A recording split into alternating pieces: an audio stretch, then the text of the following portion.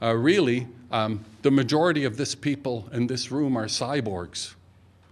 Human beings are in the minority. Think about that. Bill Gates of Borg tells us, resistance is futile. You will be assimilated. We will all become cyborgs. Even you humans who are holding out, you will become a cyborg. And the extropians see a future where the machine and the person is becoming the same thing. They will be united together. They're talking about extended lifespans, boosting intelligence, increased physical activities, augmented senses, refined personalities. I don't see that one happening, but improved social orders, etc. So that could be it. Or is this the future? Metcalfe's law tells us that the value of the network increases as the square of the collective power of the computers connected to it. And in normal English, that means if you have one fax machine, it's useless. If you have two, you can do something. If you have thousands, they become really important and significant. Well, in education, we used to have face-to-face teaching. It was, well, theoretically, highly interactive. Real study groups were possible, small classes were possible. Distance education, however, was virtual. It was pretty well all self-study, and very large classes were possible.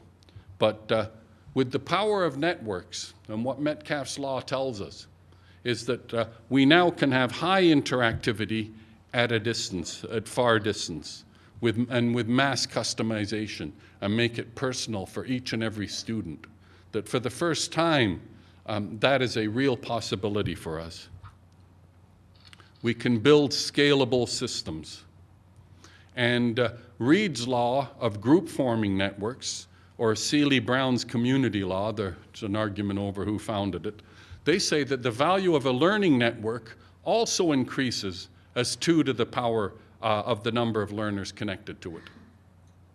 And that means that it's even more exponential, that learning and human networks are very powerful. But I have to bring in this caution, is when Elvis Presley died, there were about 100 Elvis impersonators. Within 10 years, there were thousands. Within 20 years, there were tens of thousands. Right now, there are more than 100,000 Elvis impersonators in the world. If this trend continues, half the world will be Elvis impersonators by 2020.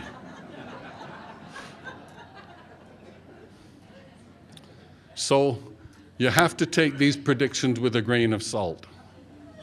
Out of time, I won't get into some of the technical details. I'll just finish off very quickly now. It was very technical anyway, you wouldn't like it.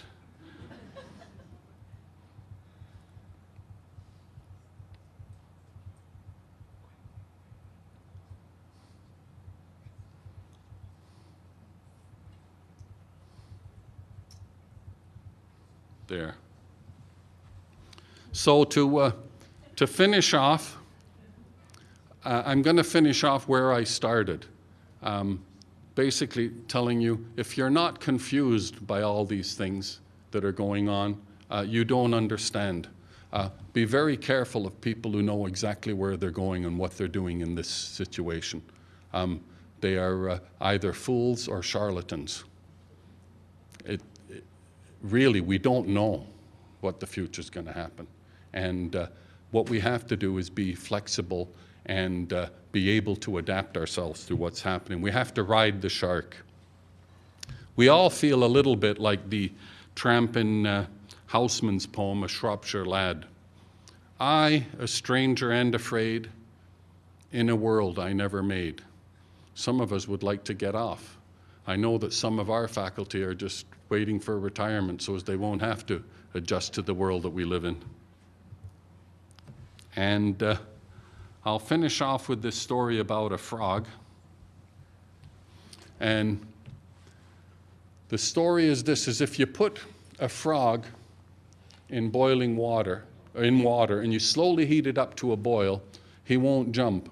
And by the time he realizes it's boiling, his legs are cooked and he can't jump. And the reason I tell the story is that the technology is bubbling all around us. And at some point, we've got to jump. And if we don't jump, we'll be cooked. So I put this story out on the internet, and I got an email back, and it said, very sorry, Mr. McGrail, but at 40 degrees Celsius, a knee-jerk reaction in the something muscle of the right anterior and left anterior something of the muscular system of the frog causes it to automatically eject from the water. And I thought, oh my God, because of my story, there's people all around